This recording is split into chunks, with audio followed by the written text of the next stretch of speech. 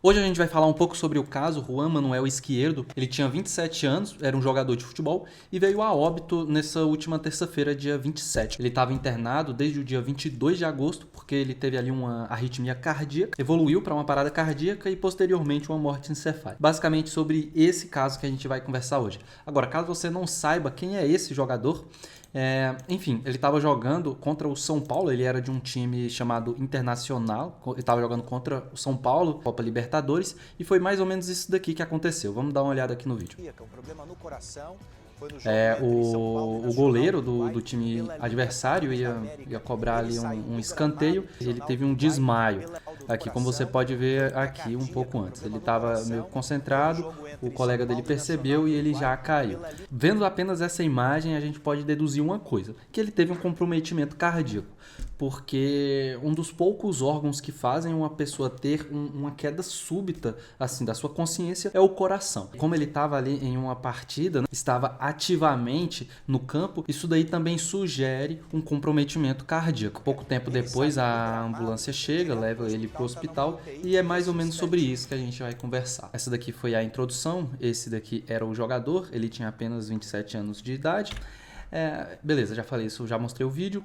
E o que a gente sabe sobre esse caso? O Hospital Albert Einstein, que é onde ele estava internado, ele lançou uma nota pública no dia que ele veio a óbito, que dizia o seguinte: o Hospital Israelita Albert Einstein informa com pesar o falecimento do senhor Juan Manuel Izquierdo, ocorrido nessa terça-feira, nessa data, nesse horário, em decorrente de uma morte encefálica após uma parada cardiorrespiratória associada a uma arritmia cardíaca. E a primeira pergunta que a gente se faz é: como que essa arritmia causou esse desastre sistêmico? Como que uma arritmia consegue matar um jovem que aparentemente não tinha nenhuma comorbidade, até porque ele jogava em alto nível no esporte, ele jogava de maneira profissional e também provavelmente não tinha nenhum tipo de doença prévia no seu coração, até porque se ele tivesse, provavelmente ele não estaria ali jogando, né?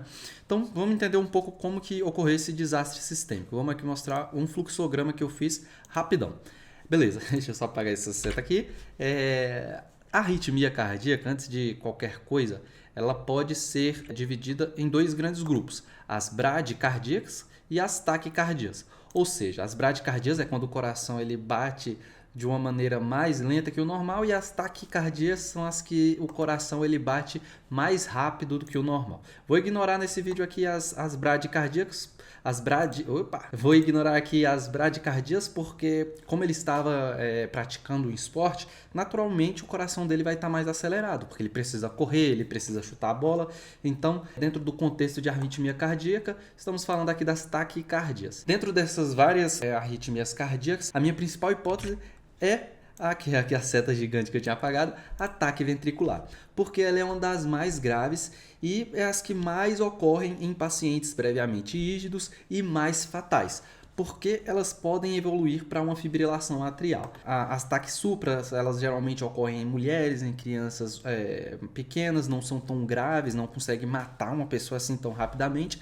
E a fibrilação atrial e flutter atrial, não vou entrar muito no mérito, porque provavelmente estamos falando de problemas relacionados ao ventrículo, porque é o ventrículo que joga o sangue para o coração. Se ele não está conseguindo jogar o sangue de maneira adequada, o paciente desaba. E foi o que a gente viu aqui nesse vídeo. O paciente ele estava aqui jogando futebol e pum, caiu do nada. Beleza. Cadê? É basicamente isso sobre o fluxograma. Voltando agora para o caso do esquerdo, é isso. A minha principal hipótese é justamente ataque ventricular, porque essa é a arritmia mais relacionada à morte súbita em pacientes previamente rígidos, ou seja, aqueles pacientes saudáveis. Ataque ventricular ela é uma arritmia que começa ali no ventrículo e é uma arritmia que tende a ter um ritmo regular. Existem algumas que não tem, mas quando a gente está falando desse tipo de arritmia, geralmente a frequência cardíaca dele está superior a 150 batimentos por minuto. E o normal de uma pessoa é ter os batimentos entre 60 e 100. É comum em situações cotidianas essa frequência aumentar um pouco. Quando você está jogando futebol, por exemplo, é comum a sua frequência cardíaca ela aumentar. E por que ela ocorre, né? Por que essa ataque ventricular ela ocorre? Por que ocorreu apenas nesse jogador e não nos outros que estavam ali ao seu redor? Ela pode ocorrer por inúmeras causas, né? Insuficiência cardíaca, ou seja, o coração ele está fraco, ele não consegue bombear sangue de maneira adequada para todo o seu organismo, e aí inúmeras causas podem entrar aqui: diabetes, hipertensão e outras, obesidade e outras comorbidades. Outras arritmias prévias também podem causar um ataque ventricular, caso ele tenha um flutter, caso ele tenha uma fibrilação atrial, pode evoluir para um ataque ventricular. Caso ele tenha um infarto, pode evoluir para um ataque ventricular, caso seja ali em uma região específica do ventrículo. Caso ele tenha tido um infarto prévio ou alguma cardiopatia passada que gerou uma cicatriz no coração e alterou a estrutura desse coração,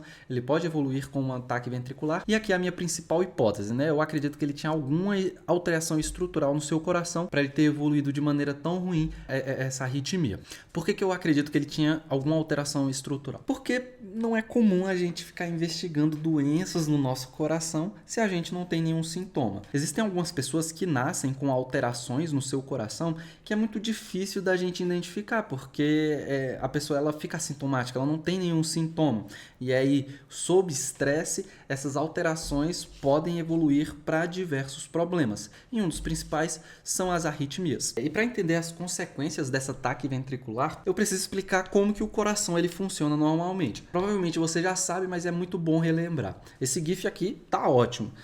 A gente tem aqui as veias cavas que desembocam no átrio direito, tem o ventrículo direito, sobe para as artérias pulmonares, depois vai para o pulmão, o sangue é oxigenado, ele volta aqui pelas veias pulmonares, cai no átrio esquerdo, do átrio esquerdo para o ventrículo esquerdo, do ventrículo esquerdo para a aorta, e ele é distribuído para o nosso organismo. Aqui também pela aorta existem alguns vasos aqui que saem dessa região e irrigam o próprio coração. Um dos primeiros órgãos que é nutrido por esse sangue rico em oxigênio é o próprio coração, porque ele demanda muita energia. Ele precisa de um sangue bastante oxigenado. Beleza, mas o que eu preciso que você veja nesse GIF é que o átrio ele contrai primeiro para depois os ventrículos se contraírem. Aqui os dois átrios se contraem ao mesmo tempo para jogar o sangue aqui para os ventrículos, e os ventrículos se contraem posteriormente para jogar esse sangue para as artérias pulmonares e para a aorta, respectivamente. Você percebe que esse movimento é sincronizado. A gente fala que o coração ele faz tum-tá, tum-tá, tum-tá. E é justamente esse mecanismo sincronizado que faz o sangue ser distribuído de maneira normal no nosso corpo, né? Aqui eu tenho uma outra imagem que mostra isso, uma imagem um pouquinho pior. Aqui só tem um componente elétrico, né, que são os feixes que fazem, que é o componente elétrico que faz o coração ele agir de maneira autônoma, né? Então você percebe aqui, os átrios eles enchem primeiro, contraem, jogam sangue para os ventrículos e depois disso que o ventrículo ele se contrai. Isso é importante porque se você tiver qualquer tipo de alteração nessa sequência, você vai ter um comprometimento cardíaco. E é justamente isso que ocorre no ataque ventricular. Nessa imagem aqui você vê um ataque cardíaco ventricular, e uma coisa muito diferente de um coração normal é que ele está batendo muito rápido, muito rápido. Olha como que o coração ele bate. Ele não precisa bater muito rápido para ser eficiente.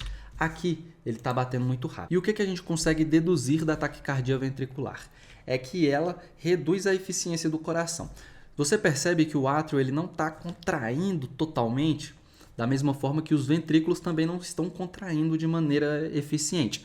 E isso causa uma diminuição do sangue efetivo no seu corpo. E se você entendeu até aqui, você deve estar se perguntando quais são as consequências de um ataque cardíaco ventricular em uma pessoa. Então, as consequências são drásticas se o médico não intervir rapidamente. Por quê? Porque primeiramente você vai ter uma redução no tempo de diástole. Diástole é esse momento que o coração ele se enche. Olha aqui. Diástole é esse momento em que os ventrículos eles começam a se encher para receber esse sangue dos átrios. Se você reduz o tempo de diástole, se o coração está batendo mais rápido, ele não tem tempo suficiente de se encher. Então você tem uma redução na diástole. Com a redução na diástole, você tem um comprometimento do enchimento ventricular. E aí, com essa redução do enchimento ventricular, você naturalmente vai ter uma redução do seu débito cardíaco.